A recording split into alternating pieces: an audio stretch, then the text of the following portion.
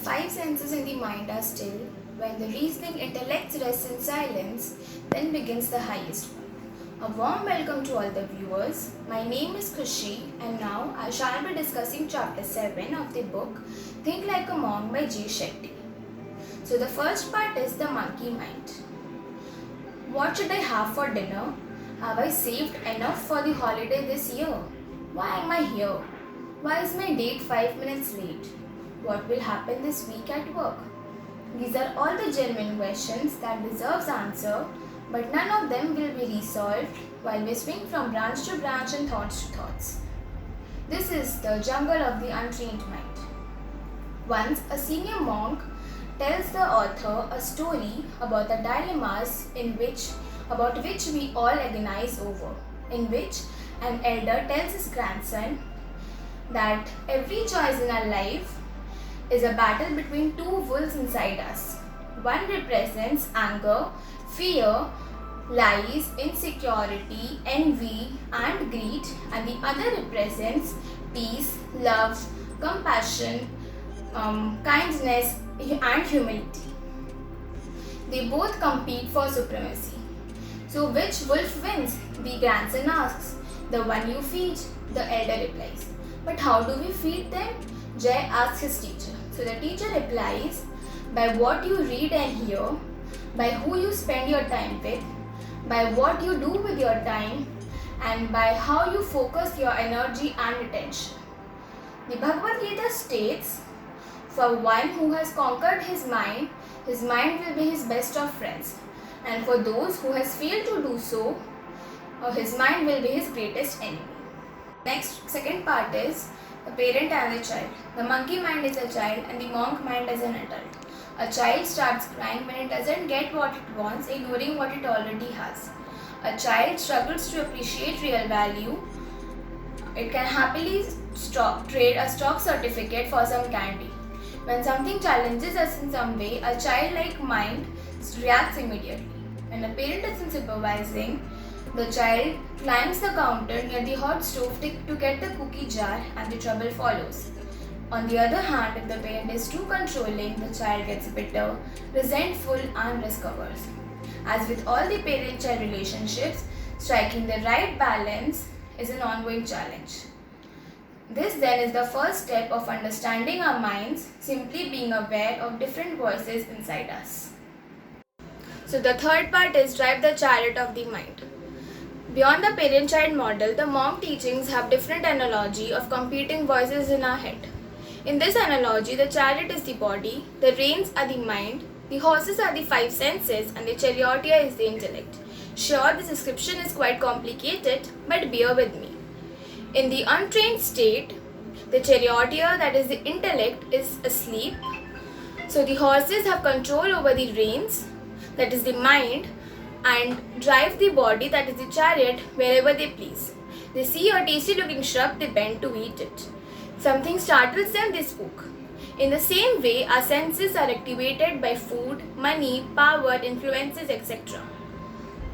In the trained state, at the charioteer, that is the intellect, is aware, awake, and attentive, and do not allow the horses, that is the five senses, to control the way. Now the fourth part is master the senses.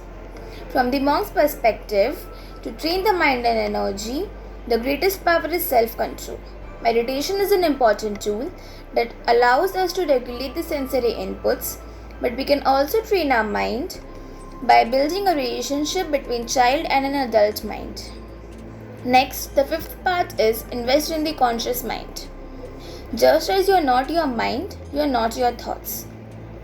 It may sound silly, but the best way to override the voices in our head is to start talking to them. If your mind says you can't do this, respond by saying to yourself, I can do this, I have the ability and I have the time. Next, the sixth part is reframe. When we reframe our words while chatting to our monkey mind in a conscious way, I am ugly becomes I am taking steps to be my healthiest, and I am bad at this becomes I am investing time to get better. The next part is slow it down. When your mind is anxious and racing, when your thoughts are repetitive and unproductive, when you feel like you need to press pause, take 15 minutes to write down every thought that enters your mind. So the next part is find self-compassion. We say things to ourselves that we would never say to people we love. Treat yourself with the same love and respect you want to show to others. Now try this. Write a list of negative things you say to yourself. Next to each one, write down you might have presented that idea to someone you love. Like for example, the following are the negative thoughts that I wrote down about myself and the way I would have presented that to my brother. I'm scared. You feel scared? It's okay to feel scared. How can I help you through this? I am worthless. You feel worthless? Let's talk about what you love about yourself. I am unimportant. These things make you feel unimportant. Before we talk about how to change that, let's list what makes you feel important. So, we are defined by the narrative about how we talk about ourselves every day. So, talk to yourself with love. Now, the next part is stay present. Just as the past is unchangeable, the future is unknowable. A certain amount of planning is useful and a good preparation for the scenarios ahead. But when these thoughts trip into repetitive anxiety and worry, they are no longer productive. Realistically, you will never reach a point in your life when you are present 100% of the time. Instead of worrying what mattered in the past or what future might hold, gently guide your mind back to the moment. Ask yourself questions about right now, like what is missing from the moment, what is unpleasant about today. So now the next part is nothing owns you. If you guys remember, in chapter 3, we talked about stepping away from fear and we gave this action a name, detachment. The crane stands still in water, ignoring the small fishes as they pass by, and her stillness allows her to catch the bigger fish. The Gita defines detachment as doing the right thing for its own sake because it needs to be done without worrying for success or failure. Only by detaching, we can truly gain control of our mind. Remember, detachment is not that you own nothing, but that nothing should own you.